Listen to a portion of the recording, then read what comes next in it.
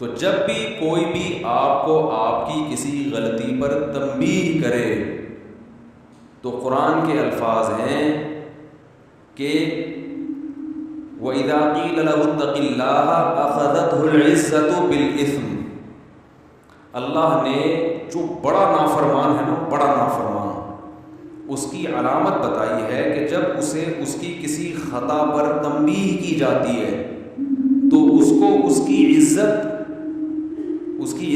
نفس، اس کی self respect جو ہے نا، وہ اس کو اس گناہ پہ اور مضبوط کر دیتی ہے، یعنی وہ انا کا مسئلہ بنا لیتا ہے۔ بات آ رہی ہے سمجھ میں؟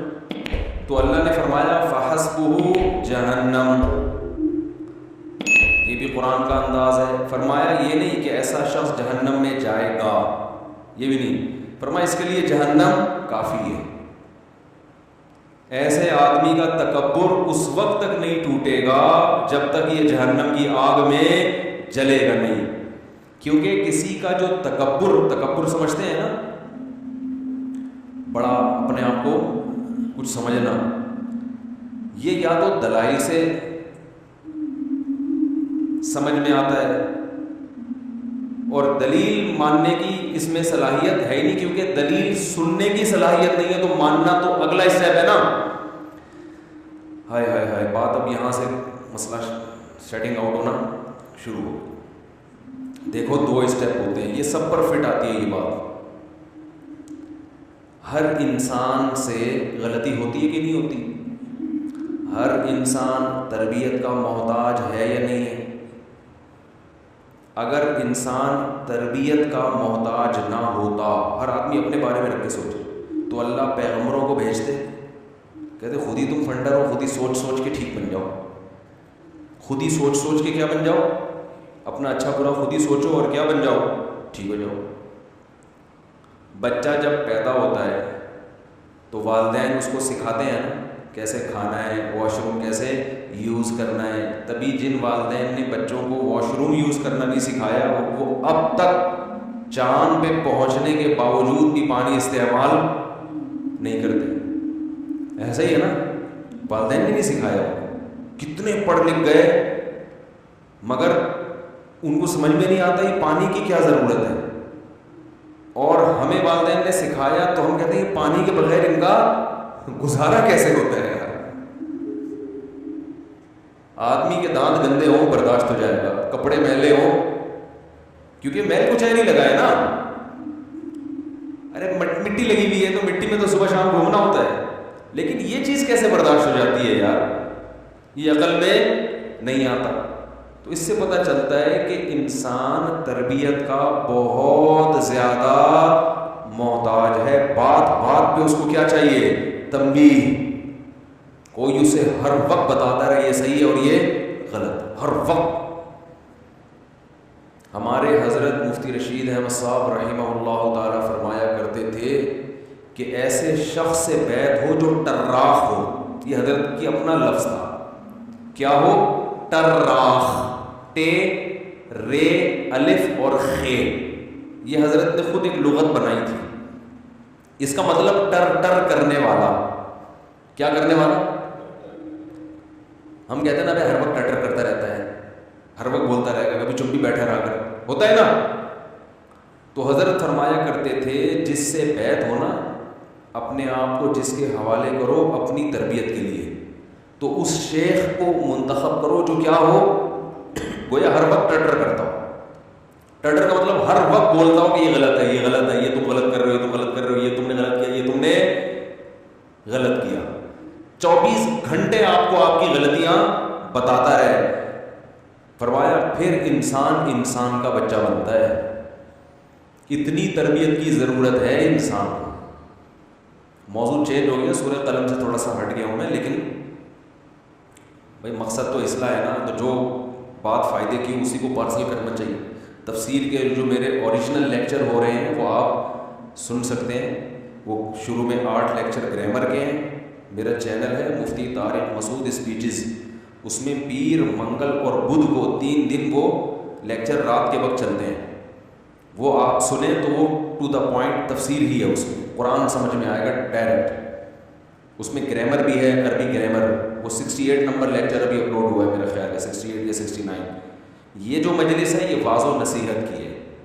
اس میں ہمیں لگے گا کہ کہیں اسکرو پانے سے کہیں بھی ٹائٹ کرنے کی ضرورت ہے تو ہم وہ والا اسکرو ٹائٹ کرنا. بھائی میکینک کے پاس گاڑی لے کر جاتے ہیں تو آپ بولتے ہیں جی اس گاڑی کی ٹیوننگ کر لو. اب اچھا میکینک ہوگا تو اس کو ٹیوننگ کے علاوہ بھی اگر کوئی گاڑی میں کام نظر آئے گا کہ بھائی یہ نٹ تھوڑا سا ڈھیلا تھا، یہ دروازہ تھوڑا وائبریٹ کر رہا ہے، تو اسکرو وہ کیا کرے گا، اس کو ٹائٹ کر دے گا. تو یہاں پر جو آپ آتے ہیں یہ سوچ کے بیان سننے کے لیے بیٹھا کریں کہ مفتی صاحب جس وقت جو اسکرو ڈھیلا دیکھیں گے اس کو ٹائٹ کرنا شروع کر دیں گے. ٹھیک ہے نا.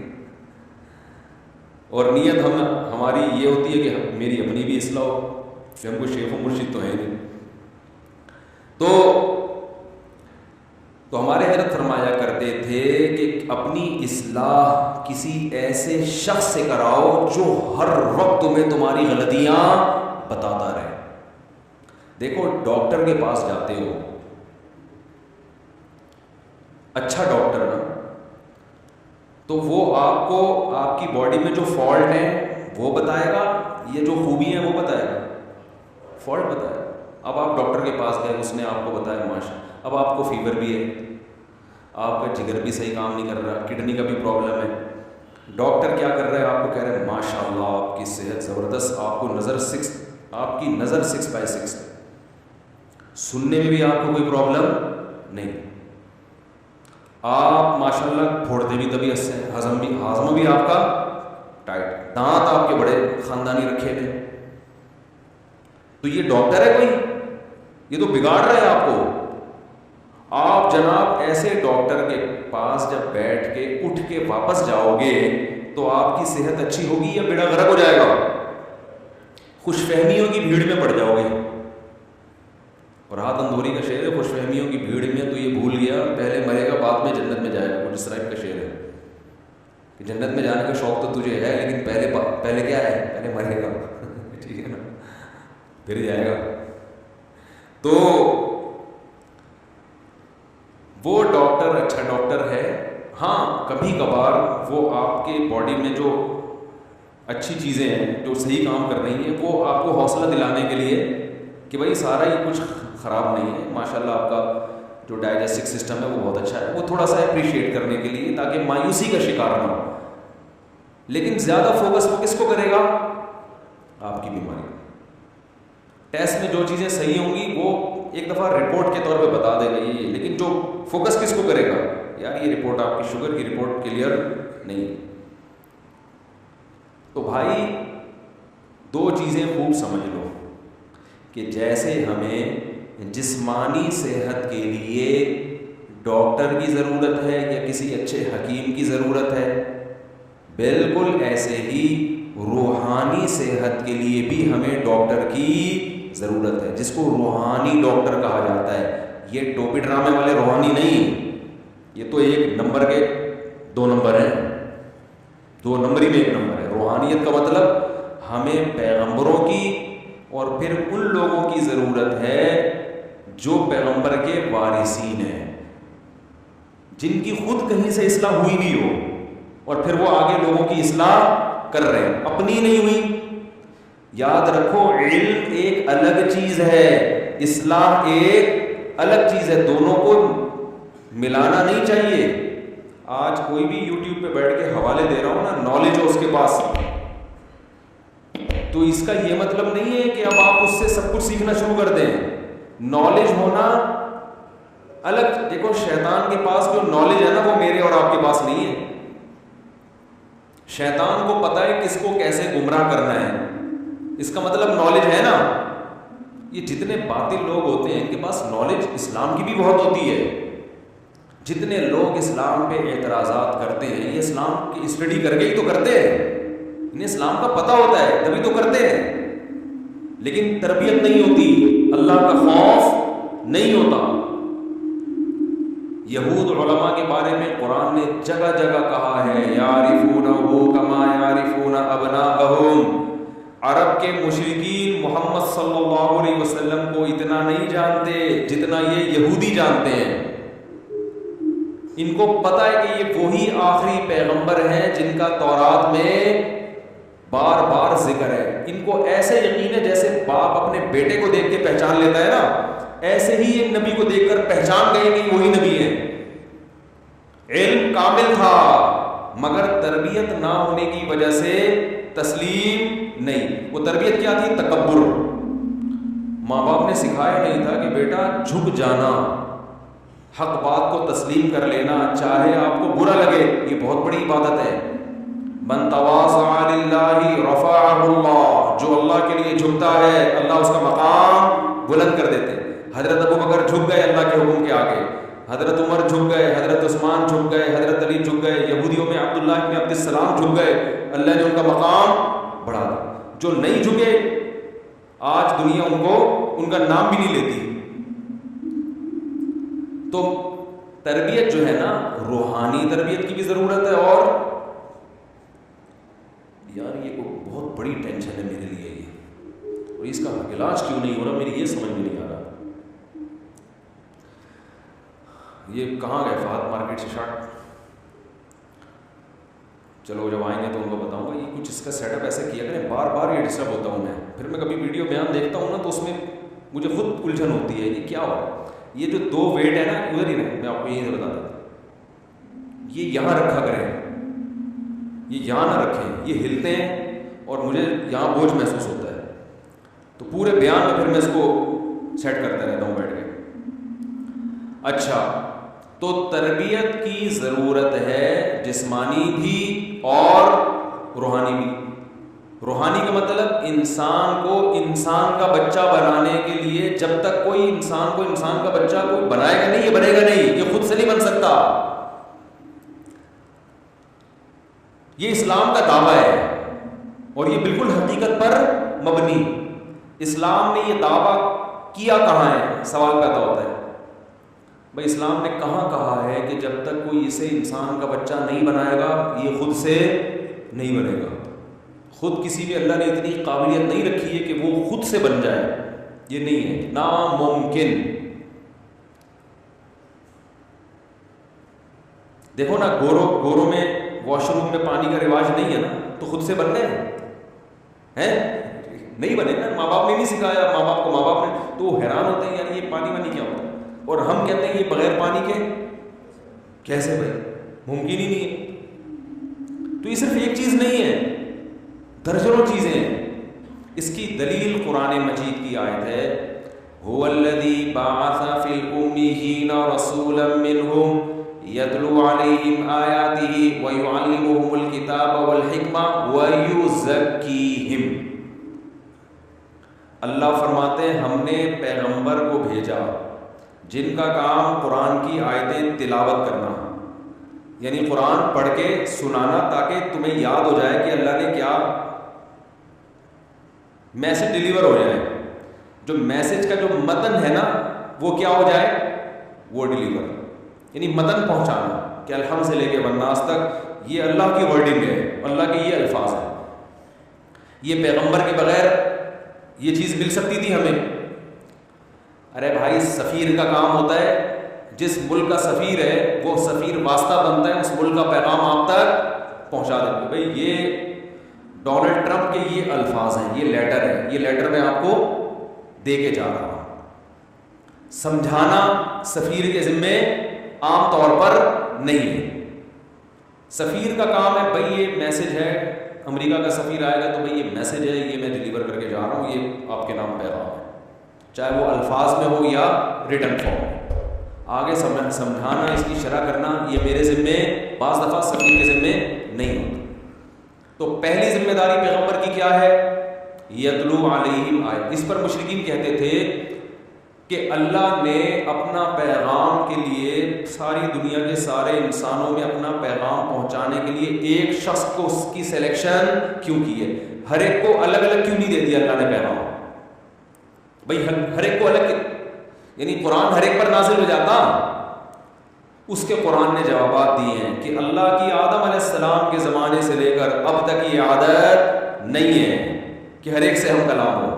ہمیشہ سے جو سسٹم چلتا آ رہا ہے وہ یہی ہے کہ ایک کی سلیکشن ہوتی ہے، اس کو اللہ ذریعہ بنا کر دوسروں تک بھیجتے ہیں اور اس کو اس کے سچا ہونے کے دلائل قائم کر دیتے ہیں، معجزوں کے ذریعے، اس کی اپنی سیرت کے ذریعے، اس کی اپنی زندگی کو ایسا بنا دیتے ہیں کہ دنیا کو یقین آ جاتا ہے کہ یہ جھوٹا نہیں ہو سکتا، یہ اللہ نے اپنے ذمے لیا ہے۔ اور قرآن میں اللہ نے کہا کہ کوئی جھوٹ مجھ پہ باندھے گا اس کو پنپنے نہیں دوں گا میں، یہ نہیں ہو سکتا کہ جھوٹا نبی کی نبوت چل بھی جائے، یہ نہیں ہو سکتا۔ آپ کہہ سکتے ہیں مرزا کی چلی ہے، قادیانی کی نہیں چلی ہے، اس پر میں ایک مستقل بیان کر چکا ہوں، وہ اس کو چلنا نہیں کہتے، اپنی کوئی حیثیت سرے سے ہے ہی نہیں، ٹھیک ہے نا۔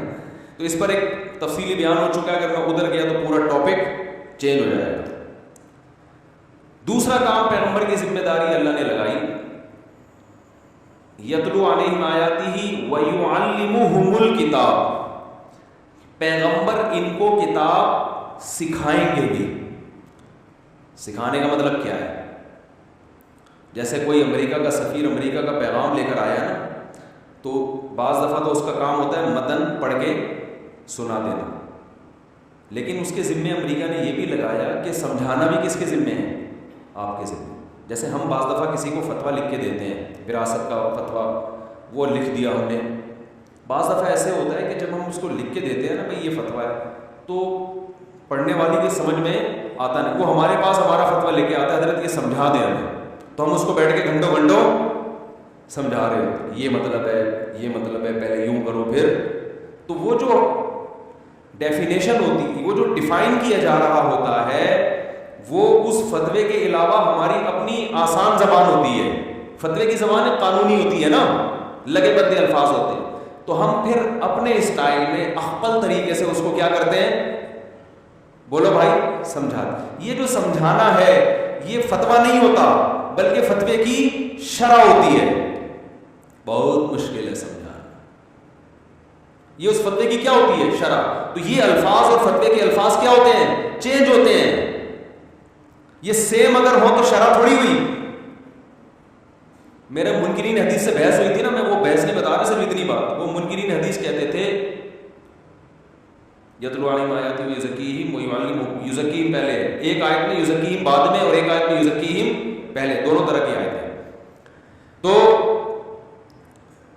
جو وہ یہ کہتے ہیں نا کہ حدیث حجت نہیں ہے، کہتے ہیں صرف قرآن کو مانو، قرآن کو۔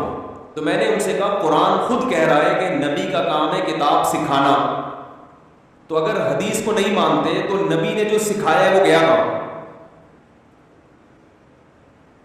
اور جب نبی صحابہ کو سکھا رہے تھے، اس کا مطلب صحابہ براہ راست قرآن نہیں سمجھ سکتے تھے، نبی سے قرآن کا متن تو لیا صحابہ نے، اس متن کا مطلب بھی لیا ہے صحابہ نے، اور جو مطلب اور شرح اور جو اس کی تفصیل ہے وہ اس متن کے علاوہ کوئی چیز ہے۔ تو اگر یہ حدیث حجت نہیں ہے تو پھر وہ علاوہ کہاں ہے؟ اگر نہیں ہے تو اس کا مطلب ہم قرآن سمجھ سکتے ہی نہیں ہیں۔ آپ لوگ کی سمجھ میں آ رہا ہے میں کیا کہہ رہا ہوں؟ ارے جب صحابہ کی سمجھ میں نہیں آ سکتا تھا نبی کے سکھائے بغیر، تو میری اور آپ کی سمجھ میں قرآن کہاں سے آئے گا حدیث کے بغیر؟ آپ کہہ سکتے ہو کہ صحابہ کی سمجھ میں آ سکتا تھا تو ہماری سمجھ میں بھی آ سکتا ہے۔ سوال یہ کہ اگر صحابہ کی سمجھ میں قرآن براہ راست آ سکتا تھا تو اللہ نے نبی کے ذمے کیوں لگایا یعلمہم، نبی سکھائے گا ان کو؟ تو اس سے پتہ چلا کہ صحابہ عربی جان کر ان کی زبان میں قرآن نازل ہوا، پھر بھی قرآن کو براہ راست نہیں سمجھ سکتے تھے جب تک کہ نبی ان کو تشریح نہ کرے۔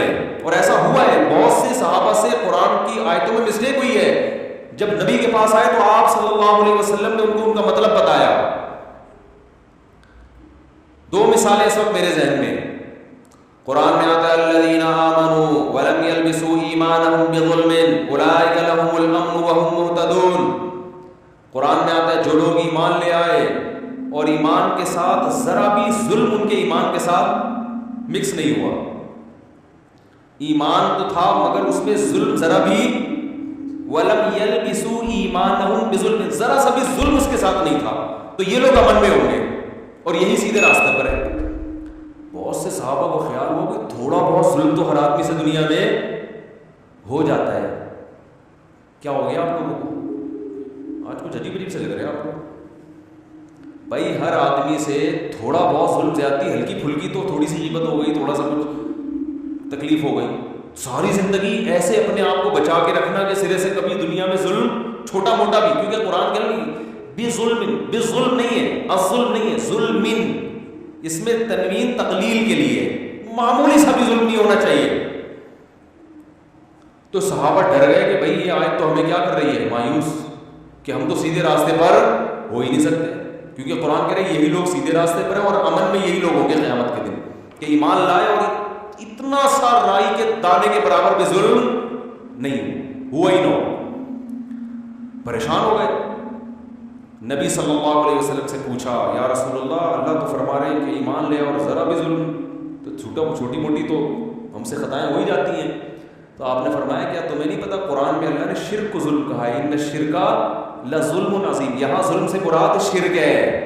شرک معمولی سا بھی برداشت نہیں ہے, ایمان کا بیڑا غرق, شرک کے ساتھ جو مرضی کرتے رہو سب قیامت کے دن برباد ہے. پھر صحابہ کو تسلی ہوئی کہ یہاں ظلم سے کیا مراد ہے, یہ ورڈنگ ہے نا, یہ تو اللہ, تو اس کا مطلب کس نے بتایا, نبی صلی اللہ علیہ وسلم. یہ جو قرآن مجید میں آیت ہے کہ کلوا واشربوا حتی یتبین لکم الخیط الابیض من الخیط الاسود, کہ تم رمضان کی رات میں کھاؤ پیو یہاں تک کہ سفید دھاگا سیاہ دھاگے سے جدا ہو جائے, اس وقت تک کھا سکتے ہو. ایک صحابی رات کو دھاگا لے کے, اس سے مراد ہے لائنیں, جو مشرق کے وقت جو ایک پہلے بلیک لیئر ہوتی ہے نا اندھیری, تو وہ بالکل وائٹ روشنی پھیل جائے, تو بلیک اور وائٹ میں فرق کیا ہو جائے, واضح صاف پتہ چل جائے کہ وہ جو ڈارکنیس تھی نا وہ کیا ہو گئی ہے, ختم. تو یہ کنایا تھا قرآن میں کہ بھئی سفید دھاگا سیاہ دھاگے سے کیا ہو جائے, جدا ہو جائے. تو صحابی دھاگے رکھ کے بیٹھ گئے, اب پریشان ہے یہ سفید اور سیاہ میں فرق کب پتہ چلے گا. تو نبی صلی اللہ علیہ وسلم کے پاس آئے, تو آپ صلی اللہ علیہ وسلم نے فرمایا اس سے مراد کیا ہے. پھر قرآن میں یہ من الفجر کا لفظ بھی داخل ہو گیا. کیا لفظ داخل ہو گیا, من الفجر, کہ ان صحابی کے سوال کی برکت سے اللہ نے خود بخود ایک لفظ کا اضافہ کر دیا, من الفجر, یعنی کس کا, فجر کا وقت داخل ہو جائے. تو اصل بات یہ کر رہا تھا کہ اللہ نے انسان کو تربیت کا محتاج بنایا, اور قرآن میں جو بدترین شخص ہے نا اس کے لیے قرآن کے الفاظ کیا ہیں کہ جب اس کو نصیحت کی جائے تو یہ بجائے اس کے کہ چلو نصیحت سمجھ میں نہیں آئی یا عمل نہیں کیا, نہ, یہ بالکل نصیحت کے اگینسٹ چلنا شروع ہو جاتا. جب تک نصیحت نہیں کی تھی تو اس بات کا امکان تھا کہ ٹھیک بھی ہو سکتا ہے اور اسی برائی پہ بھی, لیکن جب کسی نے سمجھا دیا تو اب اس نے قسم اٹھا لیا کہ میں برائی رہوں گا. وجہ کیا ہے, یہ اس عزت نفس کا مسئلہ بنا لیتے ہیں. تو اللہ فرماتے ہیں ایسے لوگوں کا ٹھکانہ, ایسے لوگوں کے لیے کیا کافی ہے, جہنم کافی ہے ان کے لیے, یعنی اس کے علاوہ یہ سدھرنے والے نہیں ہیں. کیونکہ سدھرنے کا ایک راستہ ہے تربیت, اور تربیت کے دروازے انہوں نے اپنے لیے کیا کر دیے ہیں, بند. کیونکہ تربیت کے بغیر سدھرنا ناممکن ہے. کیوں, اصل جو پوائنٹ کی بات ہے نا, میں وہ یہ کرنا چاہ رہا تھا کہ ہم میں سے آج ہر شخص یہ سمجھتا ہے کہ مجھے تربیت کی ضرورت نہیں ہے, مجھے کوئی نہ سمجھائے میں خود سمجھوں گا. تو معاشرے میں ساری خرابی کہاں سے شروع ہوتی ہے, یہاں سے. میں خود سمجھتا ہوں. بھائی آپ کتنے بڑے ہو جائیں آپ کو پھر بھی تربیت کی ضرورت, اور آپ لوگوں کے لیے اپنا سینہ لوگوں کے لیے کشادہ رکھیں کہ میری غلطی پر مجھے ٹوکا جائے. اور اگر کسی کو اس کی غلطی پر ٹوکا جا رہا ہے اور وہ رجوع کر رہا ہے تو آپ کی نظر میں اس کی عزت کم نہیں ہونی چاہیے بلکہ بڑھنی چاہیے. آپ یہ نہ سمجھیں یہ عالم نہیں ہے, یہ پڑھا لکھا نہیں ہے, اس کو تو پتہ ہی نہیں تھا, ہم نے بتایا ہے. دنیا میں کوئی ایسا عالم اس کائنات میں پیدا نہیں ہوا جس کو سب کچھ آتا ہو اور وہ سب سمجھ گئے. کیونکہ حدیث میں آتا ہے یا بنی آدم کلکم خطاؤن, اللہ تعالیٰ فرماتے ہیں آدم کی اولادو تم میں سے ہر شخص غلطی کرتا ہے. تو اس سے نبی نے کسی کو مستثنا کیا؟ پیغمبروں سے بھی خطا ہوتی ہے مگر ان کی اصلاح کون کرتا ہے؟ وہ اللہ کرتے ہیں, وہ لوگ نہیں کرتے. وہ اللہ سے براہ راست تربیت لے رہے ہوتے ہیں. گناہ نہیں ہوتا, خطا ہوتی ہے. گناہ اور خطا میں فرق ہے. سوچ میں غلطی ہو گئی، خطا ہو جاتی ہے، گناہ نہیں ہو سکتا. تو ہر انسان سے جب غلطی ہوتی ہے تو وہ اس کا مطلب تربیت کا محتاج ہے. تو میں جلدی سے وہ آیت کمپلیٹ کر دوں. اللہ نے فرمایا وَيُعَلِّمُهُمُ الْكِتَابَ، کتاب سکھائے گا کون؟ نبی. تو اس سے مراد وہ آیتیں نہیں ہیں جن کا غیر مسلموں سے تعلق ہے. افحسبتم، یہ آیتیں جن سے قرآن کا اللہ کا کلام ہونا سمجھ میں آئے، یہ آیتیں بہت آسان ہیں، اس کے لیے کسی سے سیکھنے کی ضرورت نہیں. یہ اپیل کرتی ہے نیچر. تبھی بہت سے غیر مسلم قرآن پڑھ کے کیا ہوئے؟ مسلمان. حضرت عمر نے قرآن کی چند آیتیں سنی تھی، اسلام قبول کر لیا. نجاشی نے قرآن کی آیتیں سنی تو اب یہ نہیں کہ اس کی شرح تلاش کی، اس نے ایک دم آیتیں سن کے اس کی داڑھی رو رو کے تر ہو گئی. اور جتنے پادری بیٹھے تھے سارے پھوٹ پھوٹ کے رو رہے تھے. لیکن قرآن کی کچھ آیتیں ایسی ہیں جب تک نبی نہیں سمجھائیں گے وہ سمجھ میں نہیں آئیں گے. اچھا، اگلا مقام اللہ نے جو اصل میرا ٹاپک تھا، فرمایا وَيُزَكِّيهِمْ، نبی ان کا تزکیہ کریں گے. تزکیہ کو آسان لفظوں میں ٹریننگ، تربیت، یعنی انسان کو انسان بنانا حقیقی معنوں میں. تو یہ صحابہ نے قرآن پڑھ کر براہ راست ان کا تزکیہ نہیں ہوا، بلکہ نبی نے پریکٹیکلی ان کا تزکیہ کیا ہے. کیسے کیا؟ اس کی بہت ساری مثالیں ملتی ہیں. ایک صحابی درخت لگا رہے ہیں، آپ صلی اللہ علیہ وسلم ان کے پاس گئے، فرمایا تم یہ اتنی لمبی لمبی امیدیں، یہ پھل دے گا کتنے سال کے بعد، کیا تمہیں یہ امید ہے کہ میں اتنے سال یقیناً زندہ رہوں گا میں؟ دیکھو آپ صلی اللہ علیہ وسلم نے پریکٹیکلی ان کی تربیت کی کہ دنیا دل لگانے کی جگہ نہیں. دوسری طرف آپ ترغیب دے رہے ہیں، جس نے درخت لگایا مر گیا، جب تک چرند پرند بھی اس درخت سے کھاتے رہیں گے اسے ثواب ملتا رہے گا. کیا مطلب؟ درخت لگانے سے منع نہیں کیا جا رہا، درخت لگانے میں آپ کی نیت کو صحیح کیا جا رہا ہے. دنیا مقصد نہیں ہونی چاہیے. اتنے لمبی لمبی دنیا کے لیے پلاننگ بے وقوفی ہے. وہ ہے نا، آگاہ اپنی موت سے کوئی بشر نہیں، سامان 100 برس کا پل کی خبر نہیں. تو یہ تو قرآن میں اللہ نے خود کہہ دیا کہ دنیا دھوکے کا گھر ہے، دل لگانے کی جگہ نہیں ہے. تو کافی تھا نا، اتنا کافی ہوتا تو پھر نبی پریکٹیکلی صحابہ جب درخت لگا رہے ان کو جا کے سمجھاتے. یہ عملی طور پر باقاعدہ تربیت کی جا رہی ہے، این موقع پہ تنبیہ کی جا رہی ہے، بھائی کیا کر رہے ہو، درخت لگا رہے ہو بھائی. تو انسان تربیت کا محتاج ہے. اور اللہ نے سب سے بڑی برائی جو انسان کی بیان کی ہے وہ کیا ہے؟ جب اس کو نصیحت کی جائے تو بجائے سدھرنے کے، نہ سدھرے اتنا غلط نہیں ہے، ہر آدمی پر نہیں سدھرتا، لیکن بڑا بدبخت وہ ہے کہ جب نصیحت کی جائے تو پھر اس کے اپوزٹ چلنا شروع ہو جاتا. تو معاشرے میں ایسے لوگ سب سے خطرناک اور اللہ کی نظر میں سب سے برے ہیں. اور اللہ کہتے ہیں ان کا ٹھکانہ جہنم کے علاوہ کچھ بھی نہیں ہو، کیونکہ انہوں نے ہدایت کے سارے راستے بند کر دیے. یہ کہتے ہیں ہمیں کوئی سمجھائے نہیں بس. اور دوسرا درجہ یہ کہ ہمیں سمجھائیں لیکن ہم چلیں گے نہیں. اس کی امید ہے شاید کبھی سیدھے راستے پہ آ جائے، کیونکہ اس نے نصیحت کا راستہ اپنے لیے کھولا کہ بھائی مجھے سمجھاؤ، میں غور سے سنوں گا، غلطی ہوگی تو اس کی اصلاح کروں گا، نہیں ہوئی تو مان لوں گا غلطی. اور تیسرا وہ ہے جو سب سے اعلیٰ لوگ ہیں، جہاں نصیحت کی بات ملتی ہے اسے فالو کرنا شروع کرتے ہیں. ایسے لوگ مارکیٹ میں شارٹ ہیں، دوسرے والے زیادہ ہیں، تیسرے ہول سیل کے حساب سے بھرے ہوئے کہ ان کو جب آپ چلاؤ تو الٹا چلنا شروع، بس نصیحت کی ایک دم الٹے چلنا شروع ہو جائیں. تو اللہ تعالیٰ ہم سب کو سمجھنے کی، عمل کی توفیق عطا فرمائے. پوری بات اس پہ شروع ہوئی تھی کہ بھائی بیان میں اگر کوئی غلطی ہوا کرے نا تو فوراً مجھے بتا دیا کریں، یہ میرے فائدے کی چیز ہے، اس میں شرمائے نہیں. پورا بیان ختم ہونے کے بعد آخر میں بتا رہے ہیں. اگر کوئی آیت پڑھنے میں مسٹیک ہوگی فوراً بتا دیں، اس میں کیا ہے.